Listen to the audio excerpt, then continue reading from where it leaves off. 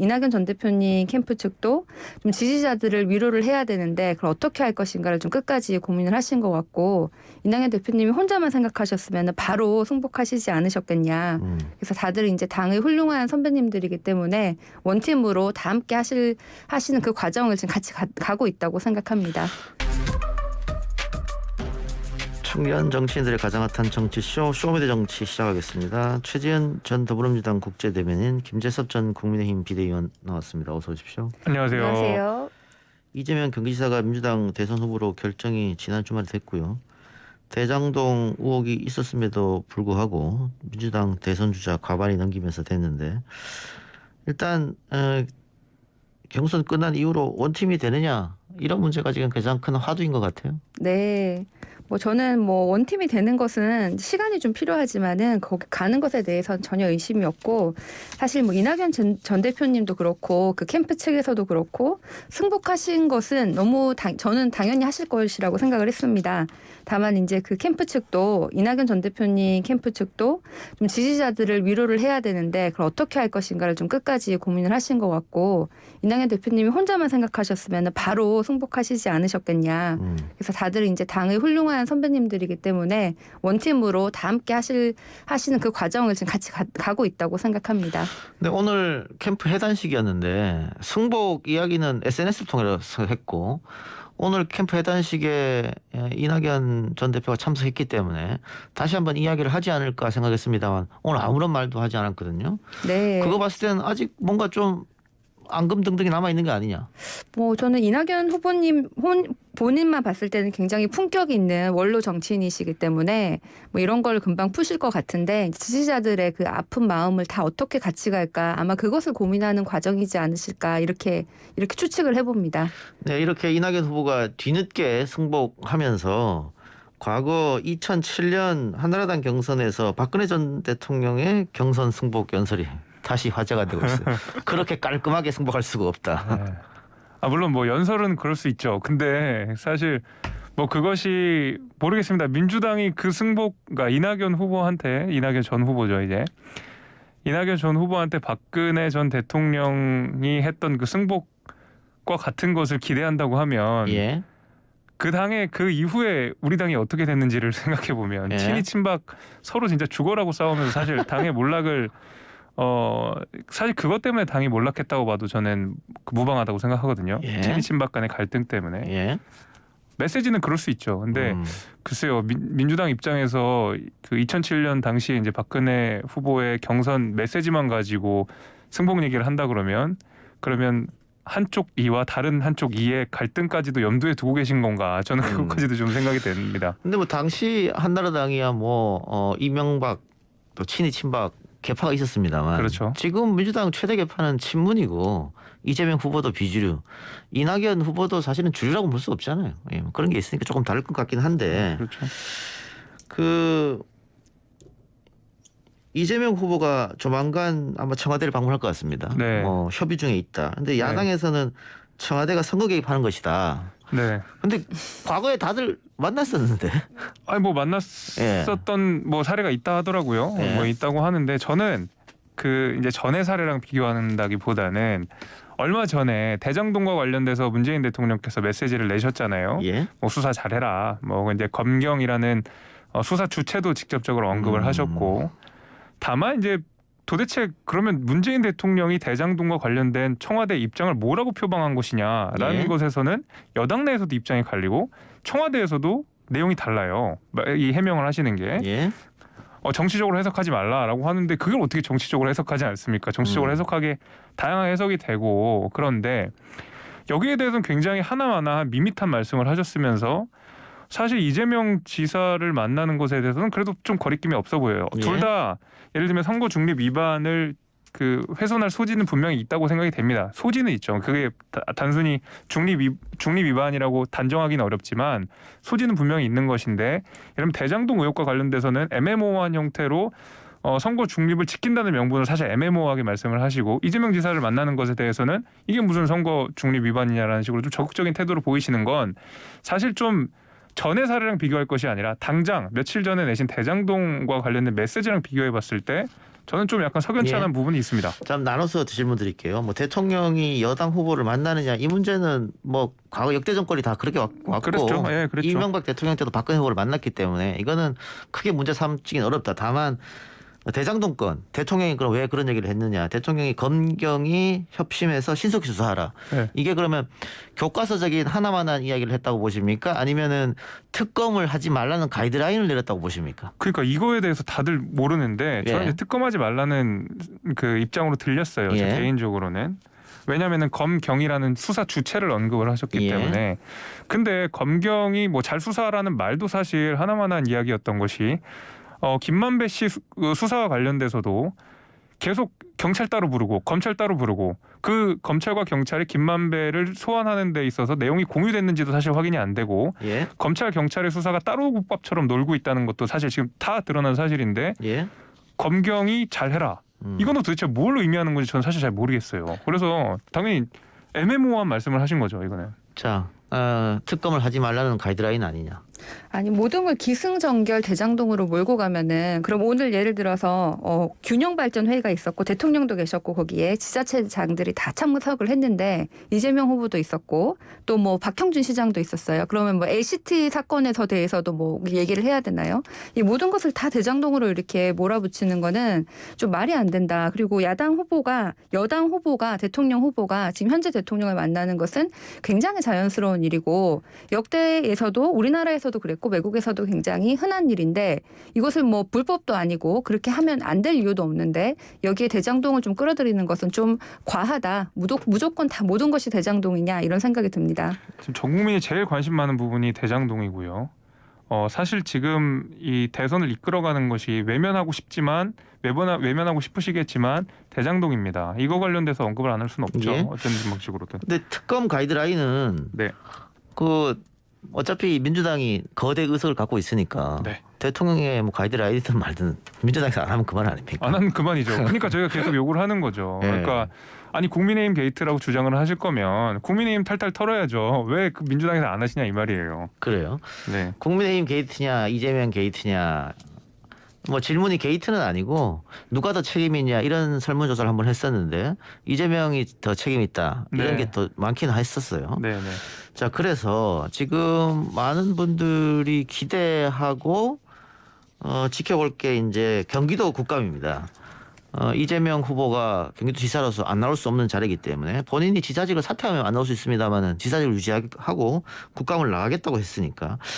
근데 작년 국감을 한번 떠오르면 이건 모든 정치 전문가들이 이재명의 판정승이었다고 기록하고 있거든요.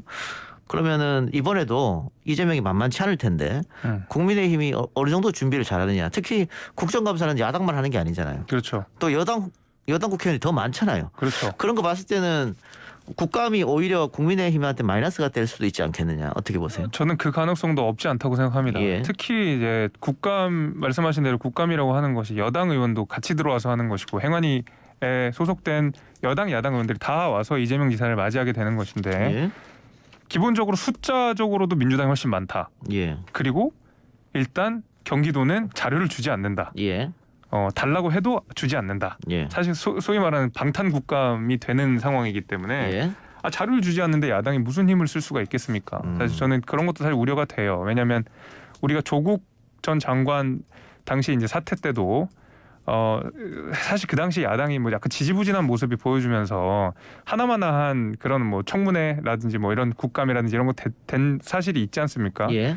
좀 걱정은 되는데 워낙 의혹이 크고 또 우리 행안위와 이제 국토위 의원들이 많이 준비를 하는 만큼 저는 그래도 좀 실체에 다가가는 모습들은 최소한 보여주시지 않을까라고 기대는 해봅니다. 예. 뭐 저는 이재명 후보께서 경기도지사로서 책임을 다하겠다. 일단 그 약속을 지키신 거고요. 그리고 또 그 돌파형 리더십을 제대로 보여준다고 생각을 합니다. 이거를 굳이 피하려면 충분히 피할 수도 있는데 뭐 국감 받겠다고 지금 본인이 결정을 하신 거잖아요.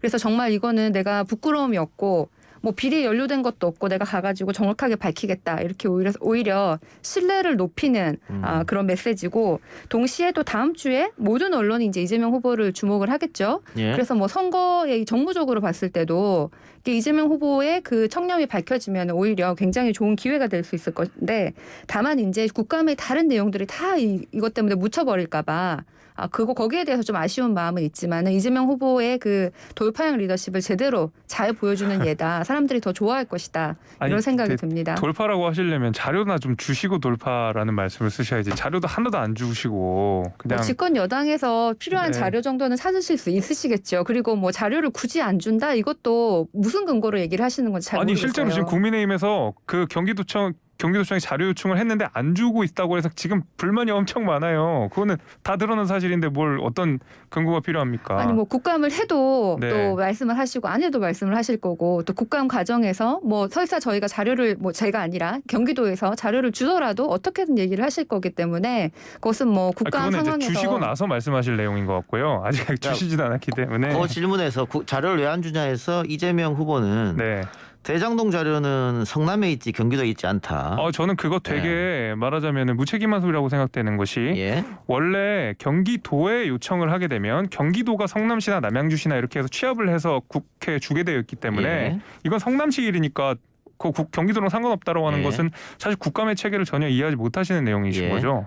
두 번째, 네, 경기도지사의 휴가 일정 달라. 네. 이거는 국감 사무하고 전혀 상관이 없기 때문에 안 줘도 상관이 없다.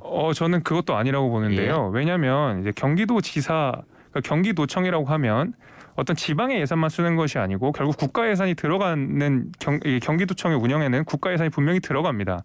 그러니까 국가 예산이 들어가는 경우에는 국민을 대신해서 국회가 반드시 당연히 질의를 하고 국감을 할 권능이 분명히 주어져 있기 때문에 이 부분에 대해서도 예를 들면 이건 지방사무기 때문에 내가 할 필요가 없다라고 주장하시는 것은 국감의 체계를 잘 이해하지 못한 내용이다라고 저는 비판하고 싶습니다. 저는 원칙적으로 하신 거라고 생각을 하고요. 그리고 사실 당시에 성남에서 그 시의원이라든지 의회 의장은 다 당시에 야당 지금의 그 국민의힘이었기 때문에 충분히 그 내부적으로도 충분히 자료를 찾을 수가 있다 이렇게 생각을 합니다. 예.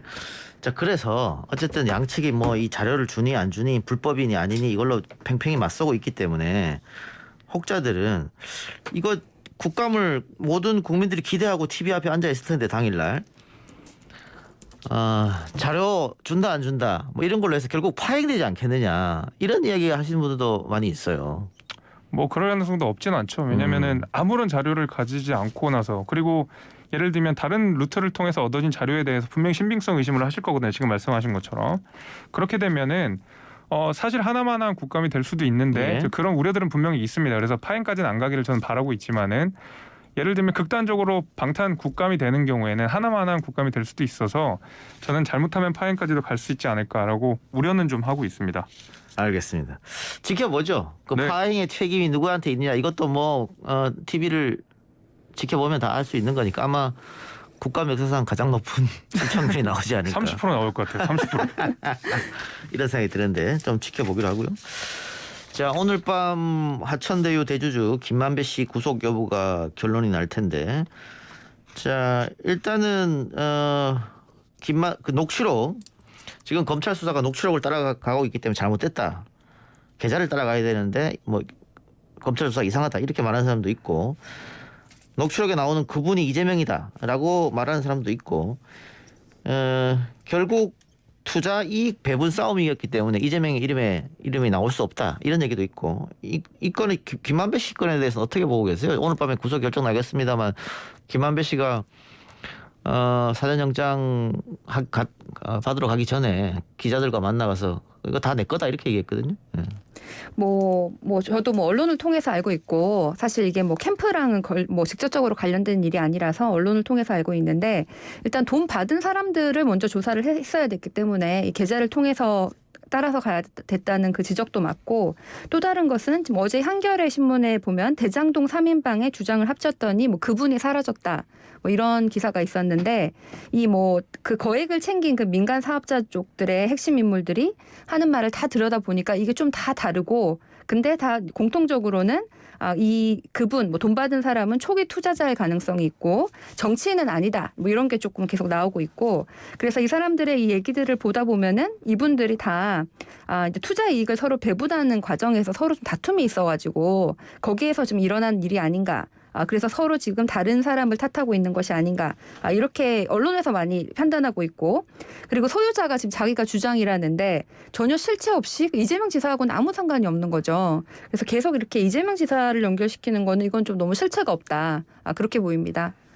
예. 국민 60% 넘게가 이거는 이재명 지사랑 관련이 있다라고 보고 계시기 때문에 실체가 없다고 주장하시는 거는 그 이재명 캠프에서 주장하시는 내용인 것 같고요. 저는 일단 김만배 씨의 말을 못 믿겠습니다. 예. 물론 그분이 이재명 지사라고 저는 단언하고 싶지는 않지만은 김만배 씨 같은 경우에는 어땠습니까? 뭐 그 권순일 대법관 만나는 가운데서도 뭐 이발소로 간다고 뭐 이발소 가기 위해서 권순일 대법관 이름을 썼다. 말도 안 되는 말씀을 하셨었고요. 나아가서 그분에 대한 이야기도 사실 조사를 받기 전에 했던 내용이랑 받고 나와서는 약간 말이 계속 뭐 바뀌거나 이런 것들을 많이 보여줬거든요. 일단 저는 김만배 씨의 말에 신뢰를 굉장히 떨어진다고 생각을 하고 그렇기 때문에 좀 수사가 철저하게 이루어져야 된다고 생각을 하고요. 국민들이 지금 이 부분에 대해서 굉장히 많은 이 지사와의 연계 관계성을 많이 생각을 하고 계시잖아요. 오늘 수사의 범위에도 이재명 지사가 포함되어 있다는 말을 분명히 했던만 검찰에서 저는 이제 그 수사가 어떻게 진행될지 좀 지켜봐야 된다 이렇게 보고 있습니다. 근데 뭐 아무런 의혹이나 뭐 아무런 정황이 없고 이재명 지사가 연루됐다는 정황이 없고 뭐 60%가 뭐 국민의 뭐 누가 생각한다 이거는 여론이지 확인된 증거나 뭐 상황이 아니다. 그래서 이거는 뭐 수사를 잘 진행해서 모든 것을 다 이제 명명백백히 밝혀야 되지만은 이것을 뭐 이재명 지사랑 무조건 연결시키는 것도 좀 과하다 이렇게 생각합니다. 여론조사를 못 믿으시면 어떻게 하십니까? 여론조사는 국민들의 실체죠. 의견이지 그 사실관계에 대한 판단은 아니잖아요. 그러니까 국민들이 그렇게 생각하고 계시기 때문에 그걸 더 밝혀내야 된다고 계속 말씀을 드리는 네, 거고요. 밝혀내는 것은 저도 완전 동의를 합니다. 네, 그래서 근데 국감도 다 국민들이 나가시는 그렇게 거고요. 그걸 뭐 실체도 전혀 없다, 뭐 말이 안 된다 이렇게 말씀하시는 건 안 되죠. 예, 아니 뭐 그 상황에 대해서 사실관계가 없다는 것이고 사실 그런 여론조사나 이런 걸 다 의식을 해서 이재명 후보가 국감을 굳이 이렇게 나가는 거고 또 거기서 모든 것을 밝히려는 그런 의지가 충분히 있다고 보입니다. 알겠습니다. 뭐 검찰이 지금 유동규 씨도 구속한 상태고 김만배 씨 구속 여부도 결정 날 테니까 수사 결과를 좀 지켜보면서 이야기를 더 나눠보도록 하고요. 자, 고발사주 의혹에 대해서는 이제 민주당이 화력을 집중하고 있는데 그동안 MBC하고 YTN에서 그 녹취록에 윤석열 이름이 등장한다. 그리고 조중동 포함해서 노컷뉴스에서는 등장하지 않는다. 그런데 오늘 보니까 등장하는 걸로 네. 이름이 나오는 걸로 됐습니다. 이렇게 되면 근데 국민의힘 쪽에서는 이 약간 불리한 보도가 나온 거 아닌가요? 어떻게 보세요? 일단 그 고발 사주 건과 관련돼서 뭐 사실관계를 떠나서 일단 윤석열이라는 이름 자체가 등장했다는 것은 뭐 좋은 건 아니죠. 예, 당연히 예. 이제 악재라고 봐야 될 텐데 내용이 뭐 그러니까 녹취록 적어도 이제 보도를 통해서 드러난 녹취록의 내용은 이렇게 되면 윤석열이 시키는 줄 안다라는 식으로 이야기를 했잖아요. 예.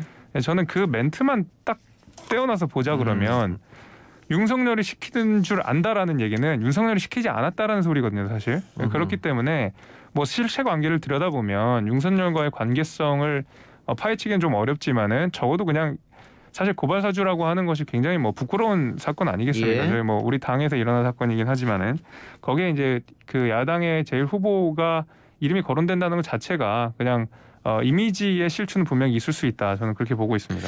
예, 뭐 그건 해석의 문제니까 지금 김 비대위원처럼 충분히 해석할 수 있다. 네. 다만 여기 또 하나 문제는 김웅 의원이 위험하답니다. 이렇게 하랍니다. 이게 전언이잖아요. 그렇죠, 그렇죠. 누구한테 듣고 지금 얘기하는 거지 그렇죠. 않습니까? 예, 예, 예. 이 주체는 누구냐? 누가 김웅한테 이렇게 이야기했을까? 그러니까 그게 예. 소위 말하는 고발 사주의 핵심은 그게 되겠죠. 예. 예. 그거는 이제 그 실체는 사실 수사를 통해서 계속 밝혀내야 되는 부분이기 때문에 그건 제가 지금 말씀드리기에는 좀 제가 아는 내용들이 수사를 통해서 알아봐야 될 것 같고요. 적어도 윤석열 후보와의 관계성을 시사하는 내용은 아니었다. 이렇게 저는 보고 있습니다. 예. 뭐 민주당에서는 당연히 윤석열 후보가 당시 검찰총장이었으니까 지시 혹은 묵인이 없었으면 이렇게 할 수 있었겠느냐? 당연하죠. 네. 뭐 검찰총장이었기도 하고 당시에 이제 손중성 검사가 주로 관여를 했는데 손중성 검사가 혼자서 이렇게 할 이유가 아무런 뭐 원인이 없고 또 이 손준성 검사와 김웅 의원이 관련된 것은 이제 확인이 됐는데 또 조성은 씨 같은 경우에는 인터뷰에서 그 김웅 의원 관련 녹취록에 윤석열 전 총장이 수차례 직접적으로 거명됐다라는 얘기를 또 추가적으로 했습니다. 그래서 이런 것들을 다 종합할 때 윤석열 총장이 아니면 이걸 누가 왜 했을 것이며 왜 이렇게까지 됐을 것이냐라고 생각하는 건 당연한 거고 공수처에서 좀 빨리 윤석열 후보를 좀 신속히 소환 조사하기를 바랍니다.